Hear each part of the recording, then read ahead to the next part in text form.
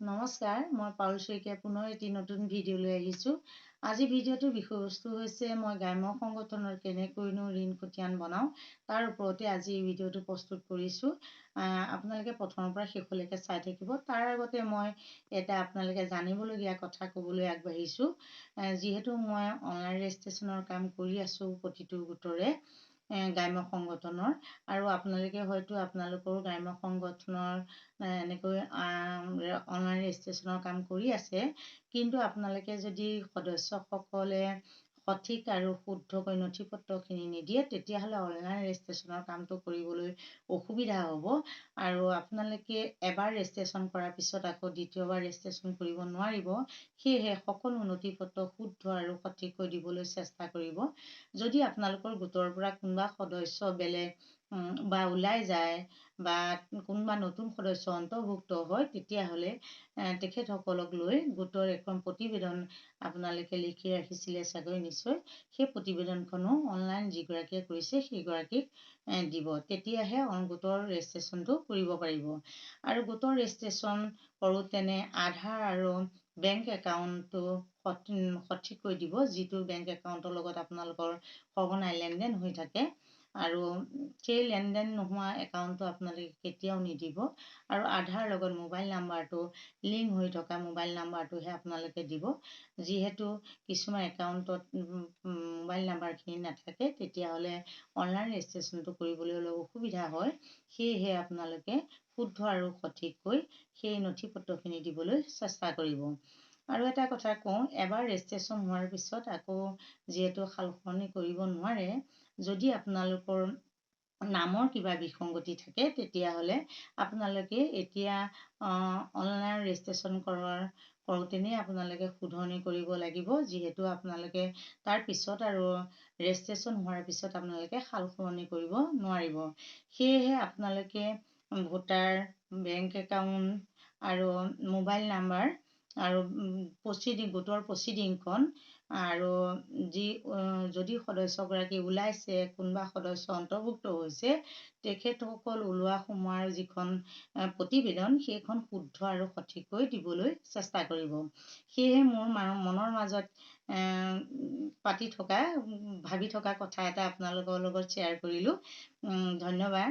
আৰু আহকচোন মই ঋণ খতিয়ানখন, গ্ৰাম্য সংগঠনৰ ঋণ খতিয়ানখননো মই কেনেকৈ বনাইছোঁ তাকে আপোনালোকক দেখুৱাওঁ।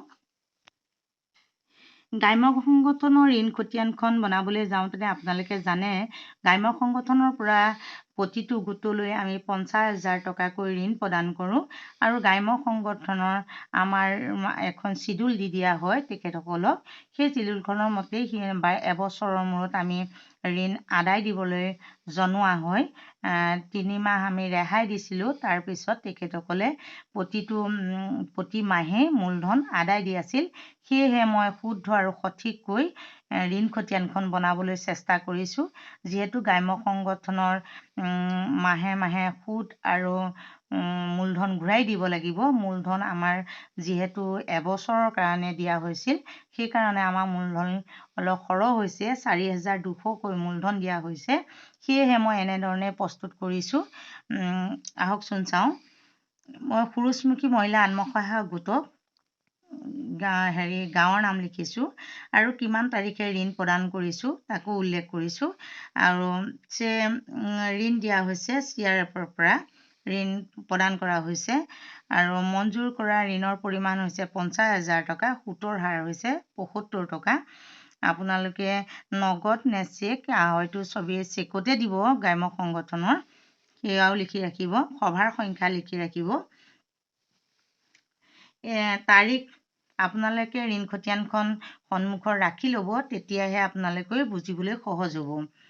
নিৰ্ধাৰিত মাত্ৰা, সভাৰ তাৰিখটো দিব। সভাৰ সংখ্যা লিখিবলৈ নাপাহৰিব। আৰু কেছবহী পৃষ্ঠাৰ নংটো আমি এনেধৰণে, কেছবহীখনত যেনেকৈ 1, 2কৈ লিখা থাকে, তেনেকৈ আমি কেছবহী পৃষ্ঠাৰ নং প্ৰতিবেদনখনৰ লগত মিলাই যোৱা হয়। সেয়েহে কেছবহী পৃষ্ঠাৰ নংটো তাৰ পৰাই আমি আনি লিখা হয়। আৰু প্ৰদান কৰা ঋণৰ পৰিমাণ 50,000 টকা। কিস্তিৰ সংখ্যা 12টা যিহেতু, সেয়েহে 12টা কিস্তি লিখি ৰাখিছোঁ। দিবলগীয়া মূলধন 4,200 দিবলগীয়া সুদ 375 টকা যিহেতু আমি 50,000 টকা প্ৰদান কৰিছোঁ যেতিয়া আমাৰ নিৰ্দিষ্ট সময়ৰ ঋণ আদায় দিব হ'ল সেই তাৰিখটো উল্লেখ কৰিব কিমান সভাৰ সংখ্যাত তেখেতে মূলধন আদায় দিছে সেই সভাৰ সংখ্যাটো লিখিব কেছ বহি পৃষ্ঠাৰ নংটো লিখিব আৰু 1-2 কৈ লিখি ৰাখিব যে 1 নম্বৰত তেখেতে আদায় দিয়া মূলধন 4,200 আদায় দিয়া সুদ 375 টকা আৰু বাকী থকা মূলধন 45,800 দেখিলেনে আৰু বাকী থকা সুদ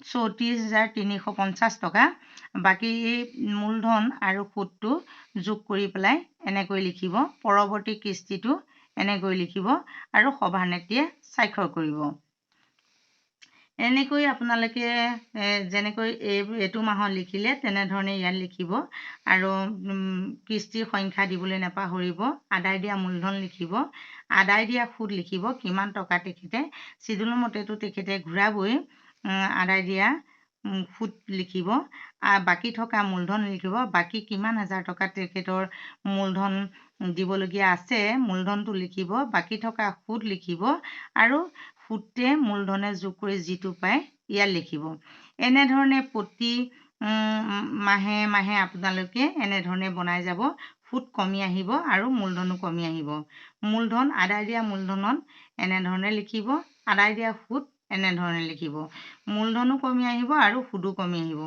আৰু বাকী থকা সুদটো আপোনালোকে নিশ্চয় বুজিছে অহা মাহত তেখেতৰ সুদৰ পৰিমাণ কিমান হ'ব সেইটো নিৰ্ভৰ কৰি আপোনালোকে ইয়াত লিখি ৰাখিব আৰু দুইটা যোগ কৰি যিমানটো পায় সিমানটো বাকী থকা মূলধনত লিখিব এনেধৰণে আপোনালোকে 12টা কিস্তিলৈকে 12 নম্বৰলৈকে আপোনালোকে লিখিব শিডিউলত যেনেকৈ আছে আপোনালোকৰ শিডিউলখন দিয়া হ'ব শিডিউলত যেনেকৈ আছে তেনেধৰণে আপোনালোকে এনেধৰণে লিখিব মই কেনেকৈ লিখিছোঁ চাওকচোন যদি আপোনালোকে কিবা বুজি নাপায় মোক পুনৰ সুধিব আৰু প্ৰথমৰ পৰা শেষলৈকে চাই থাকিব যদি ভিডিঅ'টো চাই ভাল পায় লাইক কমেণ্ট শ্বেয়াৰ আৰু ছাবস্ক্ৰাইব কৰি দিব যাতে মোৰ নতুন নতুন ভিডিঅ'সমূহ আপোনালোকে পাই থাকে ধন্যবাদ